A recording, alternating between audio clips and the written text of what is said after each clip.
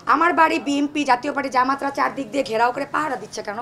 আমার সাথে সুসম্পর্ক নাই এরকম কোনো নেতা নাই। বিএনপি হোক, জাতীয় পার্টি হোক, জামাত পার্টি হোক, সবার দাদি থেকে আমি সবার সাথে সুসম্পর্ক মেনটেন করতে হবে। আমরা মুন্সিগঞ্জের রাজা, রাজবংশ, জমিদার বংশ সম্পর্কে কি তোমরা অবগত না? এখন যদি মাছালা, চুনালা, পানালা, সিগারেটালা এরা নেতা হয়, এটাতে আমাদের কোনো দোষ নাই তো। তারকা মানে ফোকাস চায়, তারা লাইট পছন্দ করে। আমার মতো তো চক বাজার বসে থাকে না তারা ফোকাস যেখানে লাইট দেখবে সেখানেই যাবে। আমি বলেছি তারা ঘন্টার পর ঘন্টা বসে থাকতো আব্বুর সাথে দেখা করার জন্য। মানে আমরা দেশ চালানোতে যখন যেই দল আসে সেই দলকে হেল্প করি, ব্যাকআপ। হয়তো তোমরা আমরা জমিদার পরিবার, হয়তো মুন্সিগঞ্জে সরকার 20টা কম্বল দিবে, জনগণ ওখানে আছে 35টা, এই 15টা কম্বলের ব্যাকআপ যে কোনো একটা জমিদার বাড়ি বা রাজবংশ দিতে বাধ্য। সেই পরিবারের একজন আমরা।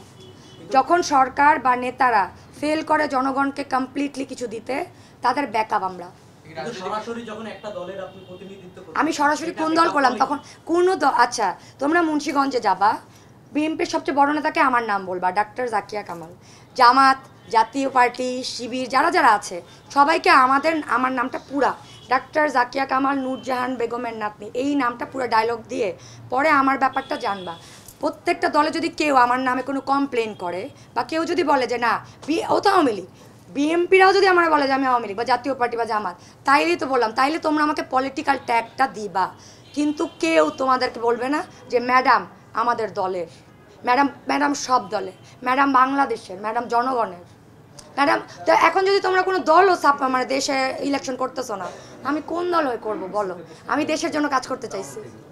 মানে চকবাজার তো ওরা পুরান ঢাকার না, বিতর্কিত না, ওটা পুরান ঢাকাতে যদি কেউ কোনো নেতা হোক আর কেউ যে খুশি হোক, আলী আসগার কামাল ছাড়া ওনারা এক কদম হাঁটতে পারবে না। নো, এটা দেশ চালাইতে তারা যাতে ব্যর্থ না হয়। এটা শুধু আমি না, এটা নূরজাহান বেগম আমার দাদি। তাহলে আমার কোনো বাড়ি ঘর ভাঙে নাই কেন? আমার কোনো গাড়ি ভাঙচুর হইলো না কেন? আমার বাড়ি বিএনপি জাতীয় পার্টি জামাতরা চারদিক দিয়ে ঘেরাও করে পাহারা দিচ্ছে কেন? ওয়াই? আমি যদি আওয়ামী লীগ হই তাহলে আমাকে অন্য সব দলের নেতারা বাড়ি পাহারা দেয় কেন? আমার তো কোনো বাড়ি ভাঙেনি কেউ। যদি আসলে আমি পলিটিক্যাল হই তাহলে বিএনপি জাতীয় পার্টি জামাতরা আমার বিক্রমপুর মুন্সিগঞ্জে 8টা বিল্ডিং আছে, 8, প্রতিটাতে বাড়ি ঘেরাও করে নেতারা পাহারা দেয় কেন? তাহলে ওরা বিএনপির পাহারা দেয় আমার বাড়ি। 1993 থেকে দাদির থেকে দেওয়া শুরু হয়েছে টাকা। জমিদার পরিবার, আমরা দেশ চালাইতে হেল্প করি। টাকা আমরা না বাই বন্ড দেখা কোনো খান থেকে ইনকাম আমাদের, বললাম না, আমাদের জনগণের টাকা নেওয়ার দরকার হয় না বা নেতাদেরকে হেল্প করার দরকার হয় না। নেতারা তো জনগণের টাকা নিয়ে কুল পায় না। রাজবংশ, জমিদার বংশ সম্পর্কে কি তোমরা অবগত না? এখানে পলিটিক্স, রাজবংশ, জমিদার বংশের সাথে রাজনীতি মানে কি? রাজাদের নীতি। পলিটিক্সটা রাজবংশ থেকেই আসছে, রাজাদের নীতি। এখন যদি মাছালা, চুনালা, পানালা, সিগারেটালা এরা নেতা হয়, এটাতে আমাদের কোনো দোষ নাই তো। আমরা তো চাইনি জনগণ ওদের ভোট দিয়ে উঠাক, এই জন্যই আমরা আসতে চাই। আমরা আবার রাজবংশওয়ালারা রাজনীতিতে আসতে চাই, কারণ রাজবংশওয়ালারাই রাজনীতি চালাবে। আমরাই রাজা, আমরা রাজনীতি ওভাবেই চালাবো। আমাদের নির্বাচন জানি না, আমি চেয়ারে থাকলেও আমি চালাই, চেয়ারে না থাকলেও। চেয়ারে বসা তো জরুরি না দেশের কাজ করার জন্য। তোমাদের কেন মনে হয় ভাইয়া যে দেশ জনগণের কাজ করার জন্য চেয়ারে বসতে হবে? ঠিক আছে, কেন চেয়ার আমার কাছে আসতে পারে না? অবশ্যই পারে। তুমি আমার বাড়ি চলো মুন্সিগঞ্জ, এখান থেকে আসতে আজকে দেরি হয়েছে, গিয়ে দেখো মুন্সিগঞ্জের সকল নেতা ওখানে বসা। দেশ চালানোর জন্য চেয়ারে বসা জরুরি না। এই যে ক্লিয়ার করলাম, যারা আরো কনফিউজড আছো, মুন্সিগঞ্জে যাদের বাড়ি মুন্সিগঞ্জ, অনেক সাংবাদিক তো এই জন্য জয় বাড়ি খুঁজতেছি। এই তো মুন্সিগঞ্জের অথেন্টিক জায়গা থেকে তোমরা আমাদের বংশ পরম্পরা এবং আমি ডাক্তার জাকিয়া কামাল মুন ব্র্যাকেটে মাহা এগুলার খবর নিবা। বংশ পরিচিতি এগুলার খোঁজ নিতে হয়। পলিটিক্সের সাথে সব কিছু মিলাই ফেলো না। রাজনীতি তো রাজাদের নীতি। এখন যারা পলিটিক্স করে তাদের একজনও রাজনীতি বা রাজা না, তারা নীতিই বুঝে না। যদি রাজনীতির ইস্যু হইতো আওয়ামী লীগের, তাইলে আমি এখন জেলে থাকতাম। আমার বলার আছে হচ্ছে, আমি আবার মনে করাই, যারা এখন পলিটিক্স করে তারা রাজনীতির সংজ্ঞা ডেফিনেশন জানে না।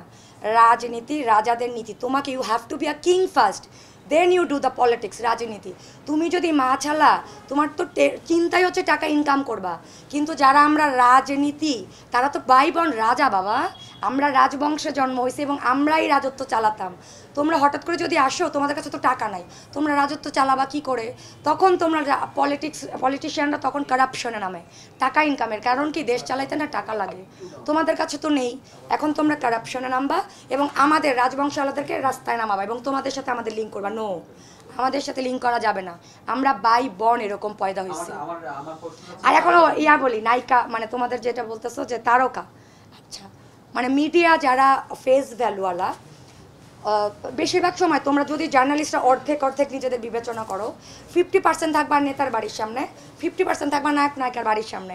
তোমরা আমি তো দেখি না তোমরা ডাক্তারদের বাড়ির সামনে, বিজনেসম্যানদের বাড়ির সামনে থাকো, তোমরা তো থাকো না আমাদের বাড়ির সামনে। সো এই জন্যই থাকে।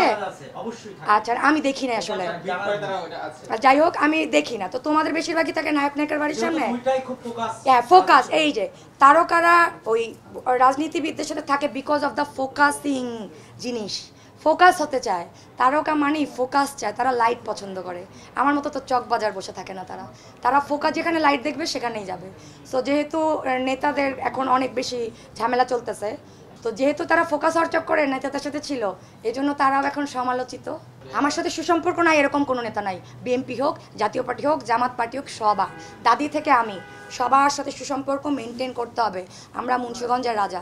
কোথায় প্রমাণ দাও? কারোর সাথে কম বা কারোর সাথে বেশি, প্রমাণ ছাড়া কথা বলা যাবে না। না, নো, রাজনীতি শব্দটা এসেছে রাজবংশ থেকে। রাজনীতি, রাজাদের নীতি, মানে রাজা বলতে কি বুঝো? যাদের পকেটে অলরেডি টাকা আছে। দেশ চালাইতে হইলে না টাকা লাগে।